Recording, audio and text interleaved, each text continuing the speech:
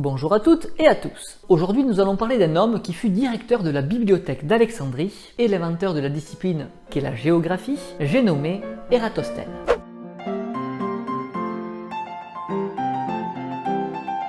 Ératosthène est un astronome, géographe, mathématicien et philosophe grec, né en 276 avant Jésus-Christ et mort en 194, toujours avant Jésus-Christ bien entendu. Il est né à Cyrène, en actuelle Libye, et est mort à Alexandrie, dans l'actuelle Égypte, ville dans laquelle il aura vécu une très grande partie de sa vie. Il étudia à Athènes où il reçut une très bonne formation dans divers domaines et son talent parvint jusqu'aux oreilles du pharaon Ptolémée III qui le fit venir en Égypte afin qu'il soit le percepteur de son fils Ptolémée IV. Après s'être chargé de l'éducation et de l'instruction du fils du pharaon, il devint le directeur de la bibliothèque d'Alexandrie, qui est juste le plus grand centre culturel de l'Antiquité.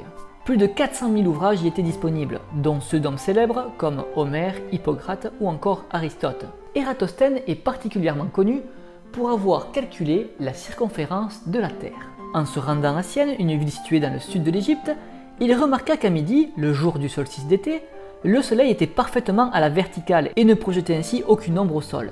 Il fit donc compter la distance entre Alexandrie et Cyrène, qui est d'environ 800 km, et exactement un an plus tard se rendit à Alexandrie au jour du solstice d'été à midi. Grâce à un gnomon, dont il mesura la hauteur et l'ombre qu'en projetait le soleil au sol, il en déduisit un angle. Cet angle était de 7,2 degrés.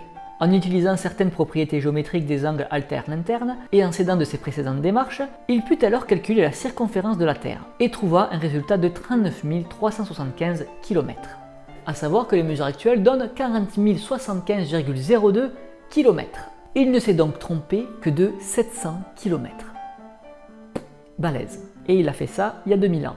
Mais bon, ce n'est pas la seule chose qu'il ait réalisée. Déjà, il y a la personne qui a inventé le mot géographie. Donc vous imaginez bien qu'il a réalisé quelques études dans ce domaine-là. Il a par exemple étudié les différentes zones climatiques, l'altitude des montagnes ou encore la répartition des continents et des océans.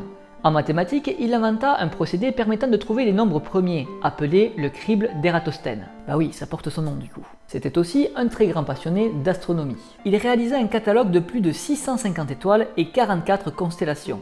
Grâce à toutes ces observations, il parvient à calculer l'inclinaison de l'axe de la Terre par rapport à son axe de rotation autour du Soleil, avec une bonne précision.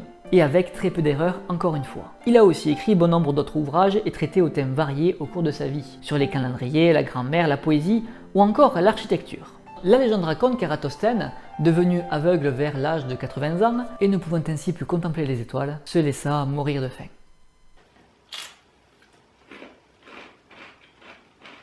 Oui, j'aime bien finir sur une note un peu gaie.